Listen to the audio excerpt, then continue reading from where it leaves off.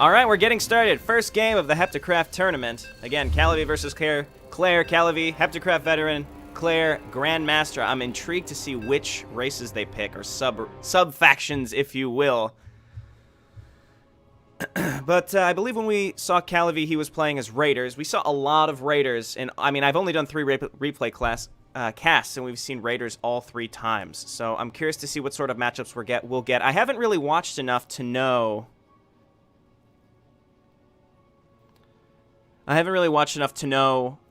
what races counter what other races very well, or what units counter other races. I just kind of have a feeling for what compositions are good for each sub-faction, so...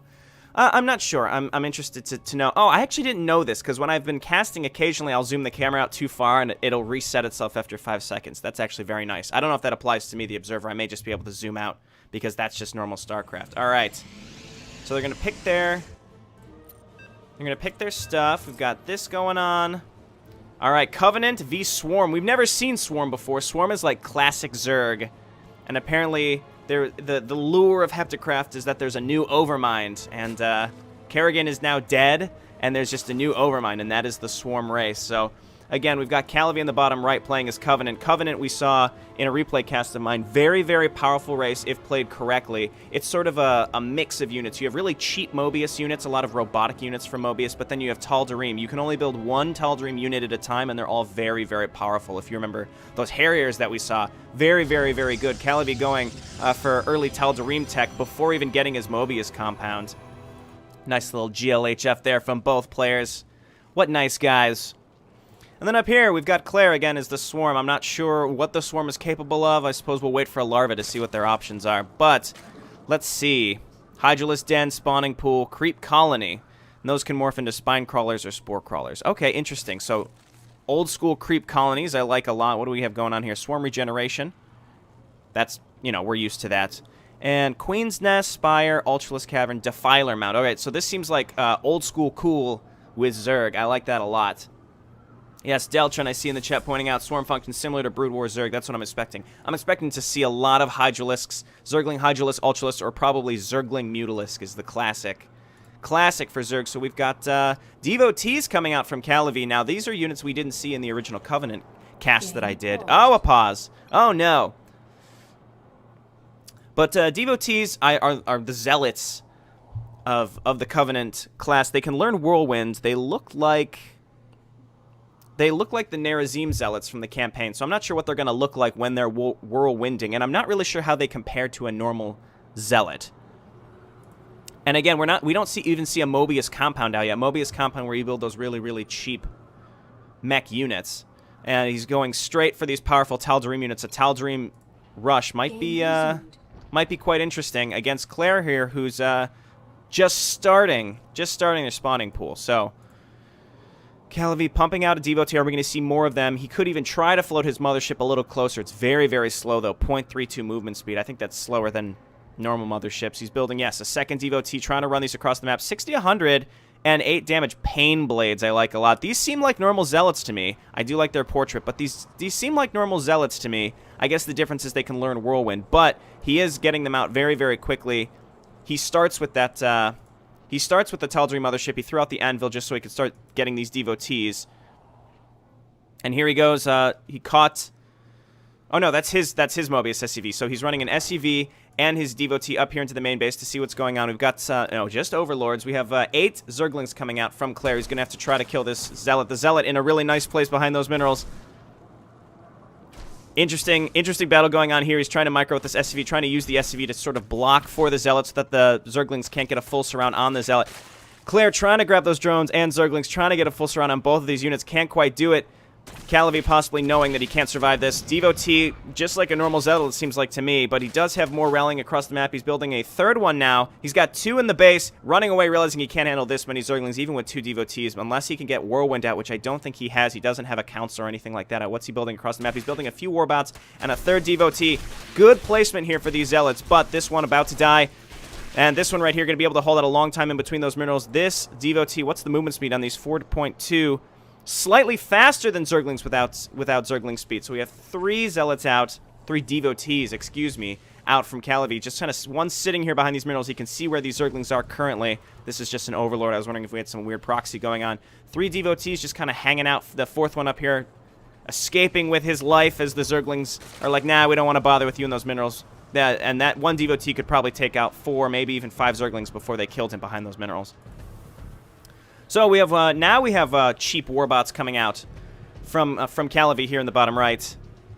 And those will support his Tal'Darim units very, very well. And I'm really interested to see, again, we've got old school Coolzer going on up here. Getting a metabolic boost seems pretty standard. Adrenal glands we're used to. The spawning pool is a creep generator. All right. So all swarm buildings automatically produce creep. That's interesting. Rapid gestation. Zergling spawning groups of 3 and morph faster. So you're basically getting swarmling tech. Late game. Does that cost Terrazine? That's a Terrazine upgrade, so that's a later game sort of thing. Terrazine, keep in mind, for HeptaCraft is something that you just sort of accumulate. It's up here next to the Vespene. Both players get Terrazine at a standard rate. It's just what you choose to spend it on. It's one of those things that you want to either... Oh, we have small engagement here. I think Claire realizing he can't quite take on that many devotees. He may be able to, but it would be close. He did get a spine crawler up here. He could engage these devotees if he decides to attack, but instead he's going to go for Claire's 3rd base.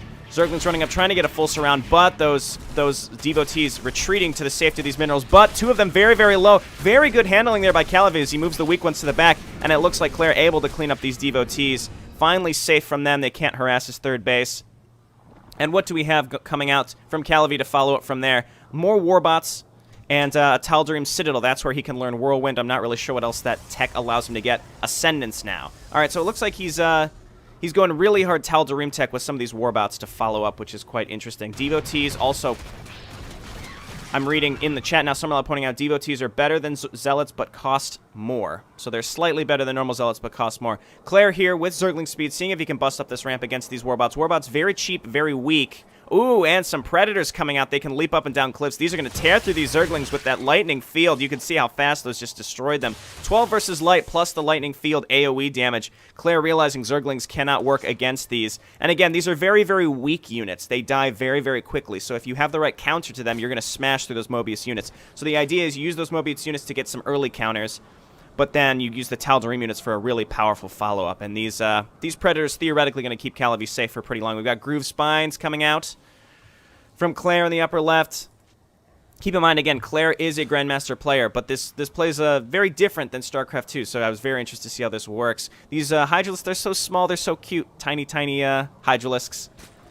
I like them a lot. So again, we've got a Zergling Hydralisk combination here. What do we have here? Muscular Augments allows those Hydralisks to move faster as well. I'm not sure if that's just on creep or what. Nah, it's just movement speed by 50% straight up. And then Lurker aspect, I'm expecting to see Lurkers very, very popular in old school Brood War. Claire ahead by supply, moderately, but Calavi getting some really good counters here with these Predators. I think these Predators are the right answer. It depends, though. Are these Hydralisks? The Hydralisks are just biological. They are not light like they are in StarCraft 2. And in StarCraft 1, they were considered medium units. They weren't small either. So we have a runaround here by Calavi running into the third base mineral line. If he gets in there, he can kill a lot of drones with these. These are really good harassment units. Taking out a few drones here. What do we have going on here? 5 drones killed. Calavi winning significantly in workers killed and units killed, and if he can get a large group of more of these Predators, taking out a lot of those Zerglings with his dying breath with those Predators, and just getting his third base set up now. So the big difference, I think, right now is that Claire far ahead on the macro game, but Calavi evening the odds by taking out a lot of workers here at this third base. And what was happening right there? What was that ability that was just used? It seemed like some sort of healing ability that he was able to use, like a macro ability. There it is, heal. Heals the hatchery layer hive and units around for 50 HP. So there aren't really macro mechanics in HeptaCraft anymore. The idea is each town hall has some sort of defensive capability against harassment, which I think is great, because you can lose the game so quickly from some cheap harassment. All right, Claire trying to poke up this ramp with Hydralisk, but Calavi having none of it. He just wanted to poke up there to see was there 2 Ascendants. That Psionic Orb is a lot more powerful, because you'll see it moves a lot slower than it did in the campaign, so it's going to do a lot more damage, because it's ticking for a lot more before it expires. That's, I think, how that's happening here. These Ascendants very, very powerful. Keep in mind, when you see these Tal'Darim units alone are worth so much more than a lot of these Mobius units. Claire backing up with his Hydralisk, making more. He's got a Brutalisk. Brutalisk, what can you do? Okay, so it can switch between melee and range, but you have to micro what it's used between. And again, these Brutalisks so small, they're so cute. Just want to give him a big hug. Well, not really. They're very spiny. But that's interesting how you have to change between melee and range. I think if you have a lot of Hydralisks, you change it to melee so that it can soak up the damage and keep those Hydralisks alive. Increases attack and movement speed and life. Oh, my word. And it buffs all of your units as well. So you need to focus that Brutalist down. Now, it looks like Claire trying to circumvent the defense of Calavi. Not really. This is Calavi's main force right here. Trying to research nano repair. There's a small unit for Mobius called a nanobot, or a droid, I think, that can heal your units. It looks like he's going to try to get that so he can heal his warbots. Looks like Calavi not sure where he wants to push. May be able to go around and destroy these rocks to get up into the third base of Calavi. Actually, no, excuse me. Calavi only has 2 bases, whereas Claire has 4. That's a huge, huge macro advantage. Looking at the income, Claire ahead by nearly double. Now transitioning into that Mutalisk. I expect to see Mutalisk with a, Mutaling with a few Hydralisks in there too, but nearly double the income from Claire. So that's Claire's Grandmaster coming out right there. And we have some harassment coming here with these Mutalisks. Calavi having no anti-air in his second base. Trying to move in with these Warbots. The Warbots can't shoot while moving, so he can chase these Mutalisks away. It's quite nice. But he needs to get maybe a few missile batteries in there. Missile batteries being stationary. Getting out Frigates now. Frigates, powerful Mobius units. Very good against anti-air. I think they do splash damage. If they don't do splash damage, they still do a lot of damage anti-air. It's really, really fantastic. What is the production? It's D. It's not P. Not intuitive there. So we've got Mobius weapons coming up probably to upgrade those frigates. Now Mobius, there's no like ground air for Mobius, nothing like that. It's just Mobius weapons, Tal'Darim weapons, and then I think probably hybrid or separate. Do we have any hybrid tech coming out from Calavi? It doesn't look like it, but he does have his physics department. There is his missile battery. These can attack ground and air, but there's, it looks like 8, 9 Mutalisks here, and all those repairing SCVs getting cleaned up by this group of Mutalisks. Oh no, that was just a devastating harassment. Now, here's something that Calavi could have used, is this orbital strike. That's his defensive,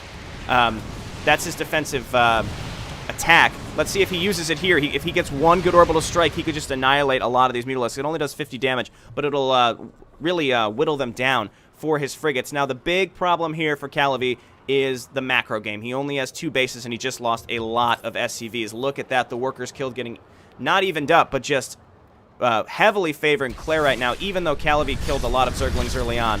And do we have a strange engagement here? It looks like Claire trying to surround this Mobius force. These Ascendants could turn the tide depending on where Claire comes from. Looks like he's attacking from a few different directions. Psionic Orb going out in both directions. Oh, taking out so many Zerglings with the Psionic Orbs.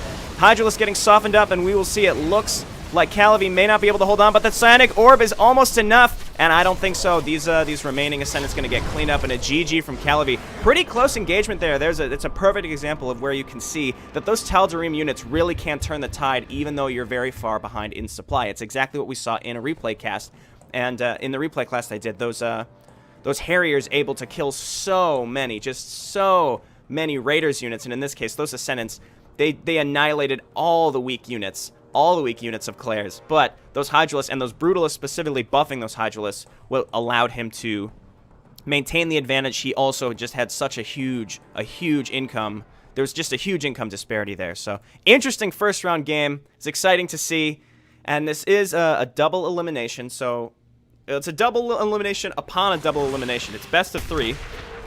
So you have to lose twice in your round, and then you go to the loser's bracket, in which case it's double elimination again. So that does not mean that good old Calavi is out for the count. He has another chance to take on Claire. He asks himself, why am I doing this to myself? He hates Covenant. And Claire, following up, saying, I don't even know how any of this works.